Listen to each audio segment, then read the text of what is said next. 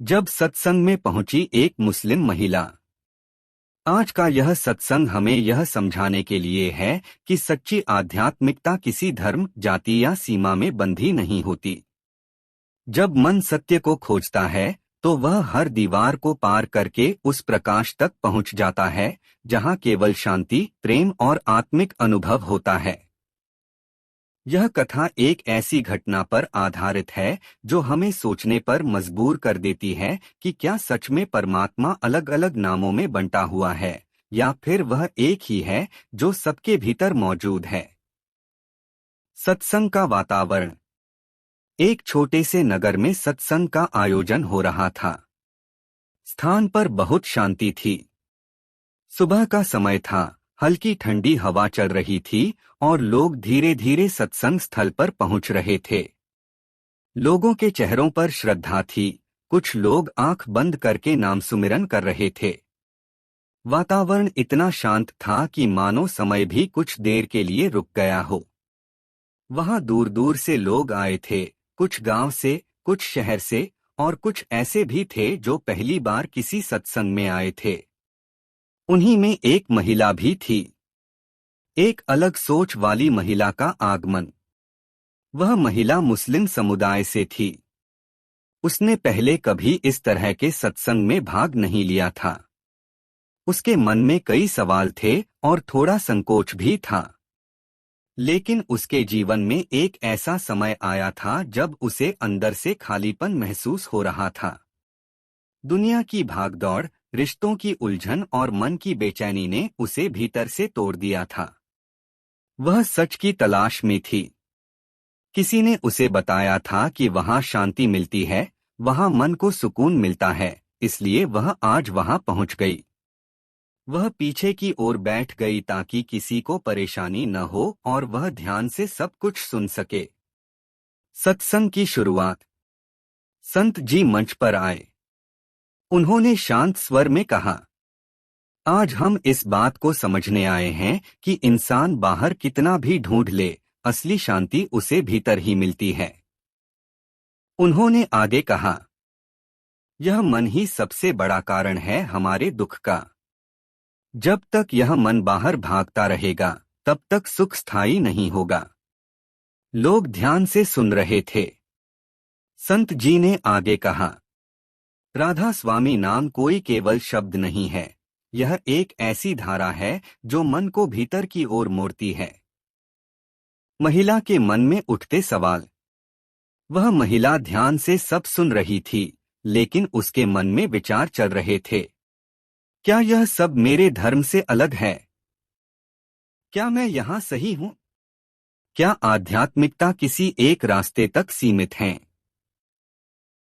उसके मन में उलझन बढ़ रही थी, लेकिन साथ ही उसे एक अजीब सी शांति भी महसूस हो रही थी जो उसने पहले कभी अनुभव नहीं की थी। साहस का क्षण। सत्संग के बीच में प्रश्नोत्तर का समय आया। कई लोग अपने प्रश्न पूछ रहे थे। तभी उस महिला ने धीरे से अपना हाथ उठाया। थोड़ा संकोच था, लेकिन उसने हिम्मत करके पूछा, क्या यह राधा स्वामी नाम सिर्फ किसी एक धर्म के लोगों के लिए है? क्या मैं इसे अपना सकती हूँ? पूरा हॉल कुछ क्षण के लिए शांत हो गया।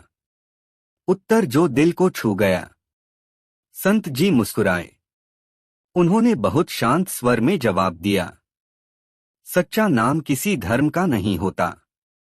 अगर परमात्मा को केवल किसी एक नाम या रूप में बांध दिया जाए तो वह सीमित हो जाएगा, लेकिन परमात्मा असीम है। उन्होंने आगे कहा, जैसे सूरज सबके लिए एक जैसा चमकता है, वैसे ही सच्चा ज्ञान भी सबके लिए है।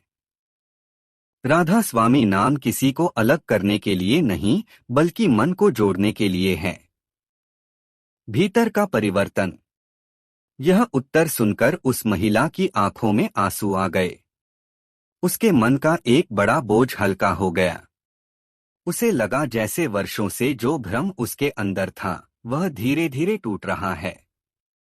उसे पहली बार महसूस हुआ कि शायद परमात्मा इंसानों के बीच कोई भेद नहीं करता, भेद केवल हमारे विचार करते हैं। सत्संग का गहरा प्रभाव। सत्संग आगे चलता रहा। वचन में बताया गया कि असली भक्ति बाहरी दिखावे में नहीं है। असली साधना मन को शांत करने में है। और सबसे बड़ा धर्म प्रेम और करुणा है। महिला हर बात को ध्यान से सुन रही थी। अब उसके मन में सवाल कम और समझ ज्यादा हो रही थी। सत्संग के बाद का अनुभव। जब सत्संग समाप्त हुआ, लोग धीरे धीरे उठने लगे, लेकिन वह महिला वहीं बैठी रही। उसका मन अब पहले जैसा नहीं था। उसके भीतर एक अजीब सी हल्कापन था, जैसे कोई भारी बोझ उतर गया हो। उसे समझ आ गया था कि उसने केवल एक कार्यक्रम में भाग नहीं लिया, बल्कि एक नई सोच को महसूस किया है। एक नई शुरुआत। उस दिन के बाद वह महिला बदलने लगी। उसने किसी धर्म को छोड़ा नहीं, बल्कि उसने धर्म के असली अर्थ को समझना शुरू किया। अब वह हर जगह प्रेम और शांति खोजने लगी। वह समझ गई थी कि परमात्मा बाहर नहीं, भीतर है। सत्संग का संदेश। यह कथा हमें यह सिखाती है कि सच्चाई किसी एक समुदाय की नहीं होती, आत्मा का कोई धर्म नहीं होता, और प्रेम सबसे बड़ा धर्म है। उस दिन के बाद वह महिला अपने घर लौट गई, लेकिन उसका मन अब पहले जैसा नहीं था। सत्संग में सुनी गई बातें उसके दिल में गूंज रही थीं। उसे बार बार वही शब्द याद आते थे, सच्चा नाम किसी धर्म का नहीं होता। घर पहुंचकर भी वह शांत नहीं थी, बल्कि उसके अंदर एक नई खोज शुरू हो चुकी थी। भीतर का संघर्ष। उसके मन में अभी भी पुराने विचार थे। बचपन से जो उसे सिखाया गया था, वह सब एक तरफ था, और जो उसने सत्संग में महसूस किया था, वह दूसरी तरफ। वह खुद से सवाल करती, अगर सच एक ही है, तो अलग अलग रास्ते क्यों हैं? क्या मैं गलत सोच रही हूं? लेकिन जैसे जैसे दिन बीतते गए, उसका मन धीरे धीरे शांत होने लगा। नाम सुमिरन का अनुभव। एक रात वह बहुत बेचैन थी। नींद नहीं आ रही थी। तभी उसे सत्संग की एक बात याद आई, थोड़ा समय शांत बैठकर भीतर ध्यान करो। उसने आंखें बंद कीं और पहली बार सिर्फ शांति से बैठने की कोशिश की। उसने किसी शब्द को पकड़ने की कोशिश नहीं की, बस अपने मन को देखने लगी। धीरे धीरे उसे लगा कि उसके अंदर की बेचैनी कम हो रही है। यह उसका पहला आत्मिक अनुभव था। एक नया दृष्टिकोण। अगले दिन वह फिर सोचने लगी, शायद सच्चाई बाहर नहीं, अंदर है। अब उसके विचार बदलने लगे थे। वह किसी धर्म को गलत नहीं मान रही थी, बल्कि सभी में एक ही सच्चाई देखने लगी थी। दूसरी बार सत्संग में वापसी। कुछ हफ्तों बाद वह फिर उसी सत्संग में पहुंची। इस बार वह अलग थी, न उसके मन में डर था, न संकोच। वह आगे बैठी और पूरी शांति से सत्संग सुनने लगी। संत जी फिर वचन दे रहे थे, मन ही सबसे बड़ी बाधा है और मन ही सबसे बड़ा साधन है। प्रश्न और उत्तर का गहरा अनुभव। इस बार उसने फिर हाथ उठाया, लेकिन उसका प्रश्न अलग था। उसने पूछा, मैंने कोशिश की है शांत रहने की, लेकिन मन बार बार भटकता है। क्या यह सामान्य है? संत जी ने मुस्कुराकर कहा, हाँ, यह बिल्कुल सामान्य है। मन की प्रकृति ही चलने की है। उसे रोकना नहीं, समझना होता है।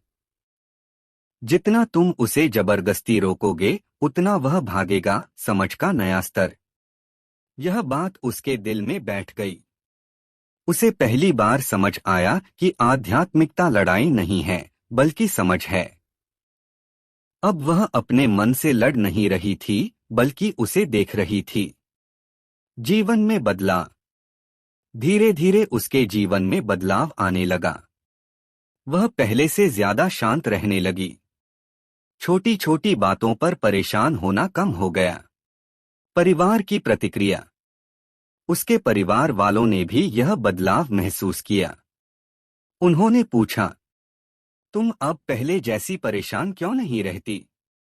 वह मुस्कुराकर कहती, मैंने बाहर नहीं, अंदर देखना शुरू किया है। अंदर की यात्रा। अब उसके लिए धर्म केवल एक पहचान नहीं था, बल्कि एक अनुभव बन गया था। वह समझ चुकी थी कि सच्चा सत्संग बाहर नहीं, भीतर होता है। संत का अंतिम संदेश सत्संग में। अगले सत्संग में संत जी ने कहा, जो व्यक्ति अपने मन को समझ लेता है, वह पूरे संसार को समझ लेता है। और जो अपने भीतर शांति पा लेता है, उसे बाहर कुछ खोजने की जरूरत नहीं रहती। पूर्ण परिवर्तन। उस महिला के जीवन में अब पूर्ण परिवर्तन आ चुका था। अब वह सत्संग को सिर्फ सुनने नहीं, बल्कि जीने लगी थी। निष्कर्ष, गहरा संदेश।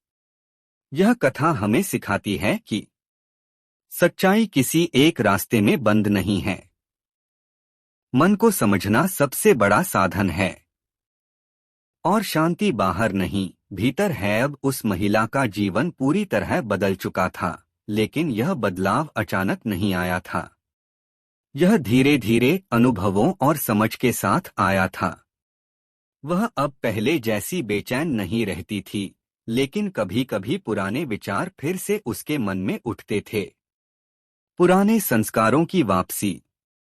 कभी कभी जब वह अकेली बैठती, तो उसके बचपन की बातें याद आने लगतीं। हमेशा अपने रास्ते पर ही सही रहना है। दूसरे रास्ते गलत हो सकते हैं। ये विचार उसके मन में टकराते। की प्यारी साध संगत, लेकिन अब दया में यह था कि वह प्रेम विचारों से डरती नहीं थी। आज का विषय है अभ्यास और परेशानियां क्यों आती हैं। अब उसने एक नया तरीका सीख लिया। प्रश्न है जो लगभग जब भी कोई विचार आता, वह उसे रोकती नहीं थी, बस देखती थी। जब जीवन में सब कुछ खुद से चल रहा होता है, यह विचार प्रसन्न रहते हैं। यह विचार लेकिन जैसे ही कोई परेशानी, धीरे धीरे उसे समझ आने लगा कि मन अलग है और वह खुद अलग है। तो मन में यह प्रश्न उठने लगता है, भीतर की शांति का बढ़ना। मेरे साथ ही ऐसा क्यों हो रहा है? वह यह अभ्यास करती गई, क्या मालिक मुझसे नाराज हैं? बढ़ती गई। क्या मेरी भक्ति में छोटी बातों पर उसका मन परेशान नहीं होता था? एक प्रेमी ने बाबा जी जो चीजें उसे बहुत दुख देती थीं, प्रश्न बाबा जी साधारण लगने लगी करते हैं, सिमरन भी करते हैं, गहरा अनुभव, फिर भी जीवन में दुरख और परेशानियां क्यों आती हुई घर आई? काम का तनाव बड़े प्रेम से भारी दिया। उत्तर, बेटा, दुख और सुख दोनों ही हमारे कर्मों का परिणाम है। उसने कुछ नहीं सोचा, बस जो कर्म हमने की शांति को महसूस करने की तो चुकाना ही पड़ता है।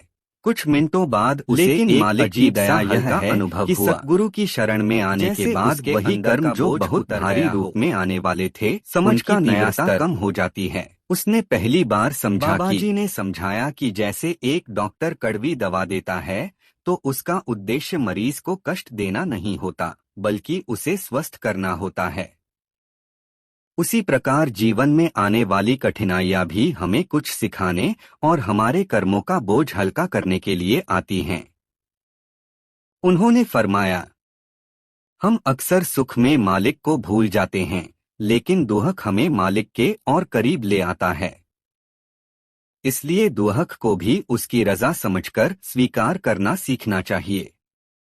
संगत जी, संत महापुरुष बताते हैं कि इस संसार में कोई भी ऐसा व्यक्ति नहीं है जिसके जीवन में कभी कोई परेशानी न आई हो। बड़े बड़े महापुरुषों ने भी कठिन परिस्थितियों का सामना किया, लेकिन उन्होंने कभी मालिक से शिकायत नहीं की। उन्होंने हर स्थिति में उसकी मौज को स्वीकार किया और उसी में प्रसन्न रहने का प्रयास किया। इसलिए जब भी जीवन में कोई कठिन समय आए, तो घबराने या निराश होने के बजाय अपने सिमरन, भजन और सेवा को और मजबूत करना चाहिए। क्योंकि जिस पर मालिक की दया होती है, वह उसे हर परिस्थिति से पार लगाने का रास्ता भी देता है। दुख हमेशा स्थायी नहीं होता। जैसे रात के बाद सुबह अवश्य आती है, वैसे ही हर कठिन समय के बाद राहत और खुशी भी आती है। आवश्यकता केवल धैर्य, विश्वास और सद्गुरु के चरणों में प्रेम बनाए रखने की है। सच्चा भक्त वही है जो सुख में भी मालिक को याद करे और दुख में भी उसकी रजा में राजी रहे। यही संतों की शिक्षा है और यही जीवन की सबसे बड़ी कमाई है। संगत जी, जब जीवन में सब कुछ हमारे मन के अनुसार चलता है, तब हम बहुत कम यह सोचते हैं कि यह सब मालिक की दया से हो रहा है। लेकिन जैसे ही कोई कठिन परिस्थिति आती है, हमारा मन बेचैन होने लगता है और हम तुरंत प्रश्न करने लगते हैं कि आखिर ऐसा क्यों हो रहा है। वास्तव में मनुष्य की यही प्रवृत्ति है कि वह सुख को अपना अधिकार और दुख को अन्याय समझता है। संत महापुरुष हमें समझाते हैं कि जो कुछ भी हमारे जीवन में घटित हो रहा है, वह मालिक की जानकारी और उसकी मौज से बाहर नहीं है। संसार में एक पत्ता भी उसकी इच्छा के बिना नहीं हिलता। इसलिए जब कोई कठिनाई आए तो सबसे पहले अपने विश्वास को मजबूत करना चाहिए। एक बार एक प्रेमी ने बाबाजी से पूछा। प्रश्न: बाबाजी, जब दुख बहुत अधिक हो जाए और मन टूटने लगे तब क्या करना चाहिए? बाबाजी ने उत्तर दिया। उत्तर: